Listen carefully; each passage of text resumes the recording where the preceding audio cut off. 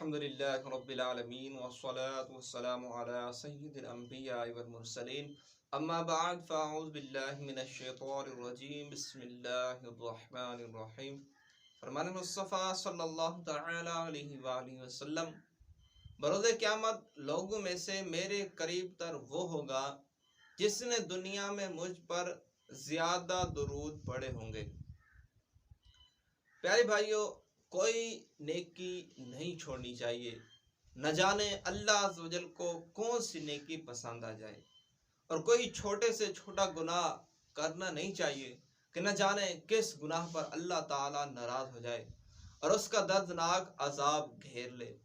خلیفہ اعلیٰ حضرت فقیہ اعظم سیدنا ابو یوسف محمد شریف علی رحمت القوی نقل کرتے ہیں کہ اللہ عز و جل نے تین چیزوں میں مخفی یعنی پوشیدہ رکھا ہے۔ نمبر 1، اپنی رضا کو اپنی اطاعت میں۔ نمبر 2، اپنی ناراضگی کو اپنی نافرمانی میں۔ نمبر 3، اپنے اولیاء کو اپنے بندوں میں۔ یہ قول نقل کرنے کے بعد فقیہ اعظم فرماتے ہیں، لہذا ہر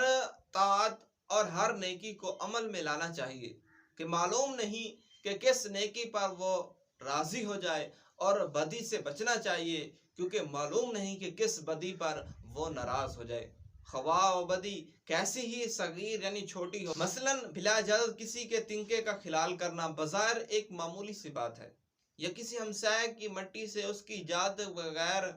ہاتھ دھونا کوئی ایک چھوٹی سی بات ہے، مگر ممکن ہے کہ اس برائی میں ہی حق تعالیٰ کی ناراضی مخفی یعنی چھپی ہو،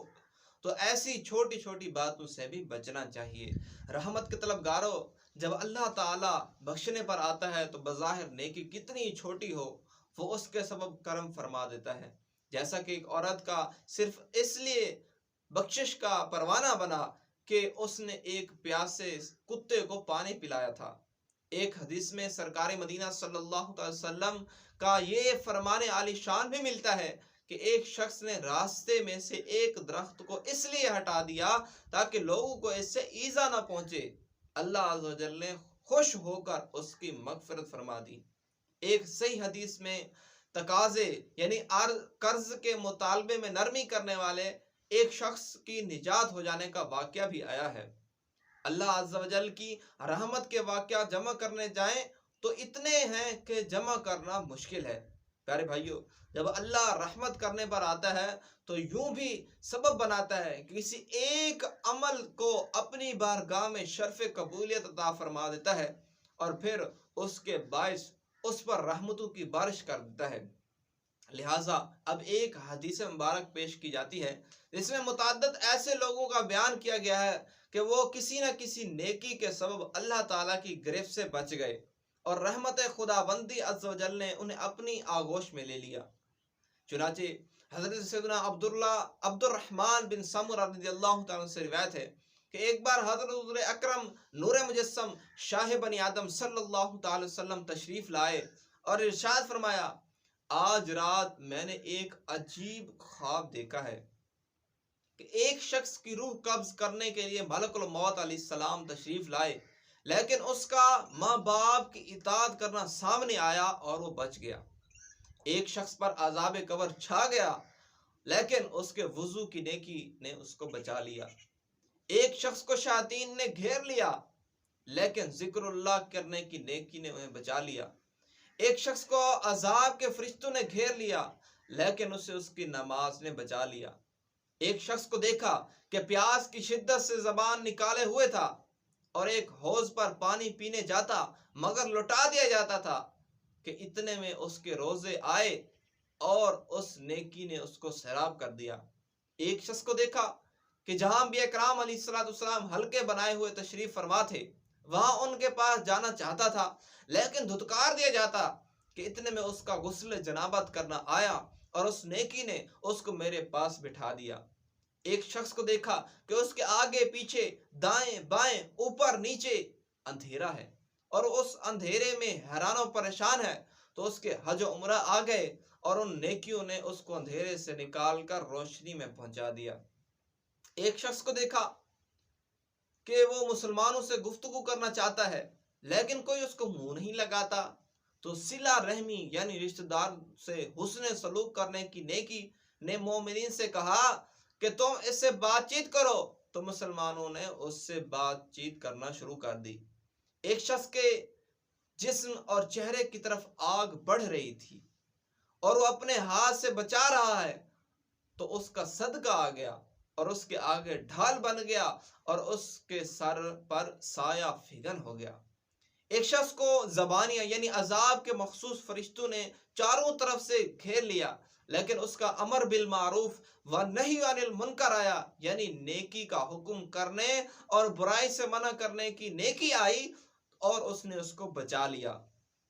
اور رحمت کے فرشتوں کے حوالے کر دیا۔ ایک شخص کو دیکھا جو گھٹنوں کے بل بیٹھا ہے، لیکن اس کے اور اللہ عز و جل کے درمیان حجاب یعنی پردہ ہے، مگر اس کا حسن اخلاق آیا، اس نیکی نے اس کو بچا لیا اور اللہ تعالیٰ سے ملا دیا۔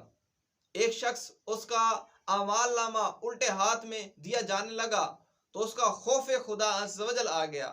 اور اس عظیم نیکی کی برکت سے اس کا نامہ اعمال سیدھے ہاتھ میں دے دیا گیا۔ ایک شخص کی نیکیوں کا وزن ہلکا رہا مگر اس کی سخاوت آ گئی اور نیکیوں کا وزن بڑھ گیا۔ ایک شخص جہنم کے کنارے پر کھڑا تھا مگر اس کا خوف خدا عز و جل آ گیا اور وہ بچ گیا۔ ایک شخص جہنم میں گر گیا لیکن اس کے خوف خدا عز و جل میں بہائے ہوئے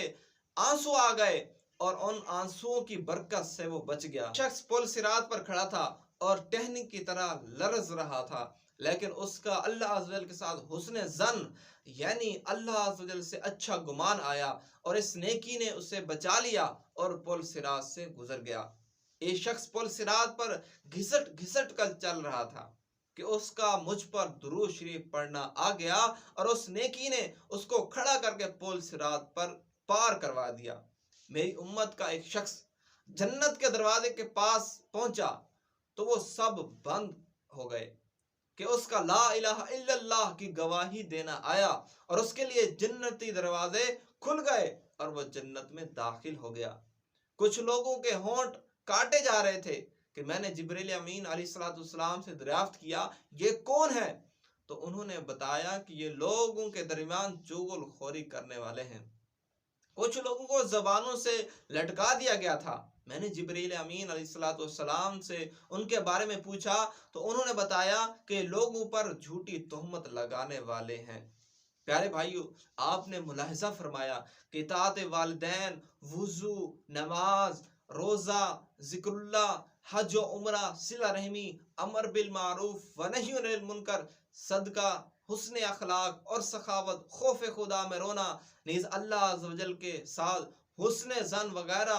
نیکیوں کے سبب اللہ تعالیٰ نے اپنے بندوں پر کرم فرمایا اور انہیں عتاب و عذاب سے رہائی مل گئی۔ بہرحال یہ اس کے فضل و کرم کے معاملات ہیں، وہ مالک و مختار ہے، جسے چاہے بخش دے اور جسے چاہے عذاب کرے۔ یہ سب اس کا عدل ہی عدل ہے، جہاں وہ کسی کی نیکی سے خوش ہو کر اپنی رحمت سے بخش دیتا ہے، وہیں کسی کے گناہ پر جب وہ ناراض ہو جاتا ہے تو اس کا قہر و غضب جوش پر آ جاتا ہے اور پھر اس کی گرفت نہایت ہی سخت ہوتی ہے، جیسا کہ ابھی گزشتہ طویل حدیث کے آخر میں چغل خوروں اور دوسروں پر گناہوں کی تہمت لگانے والوں کا انجام گزر۔ بس عقل مند وہی ہے کہ بظاہر کوئی چھوٹی سے بھی چھوٹی نیکی ہو اسے ترک نہ کرے، کہ ہو سکتا ہے کہ یہی نیکی نجات کا ذریعہ بن جائے، اور بظاہر کتنا گناہ ہی معمولی نظر آتا ہو ہرگز ہرگز نہ کرے۔ اللہ پاک ہم سب کو عمل کرنے کی توفیق عطا فرمائے، آمین بجاہ نبی الامین صلی اللہ تعالی علیہ وآلہ وسلم۔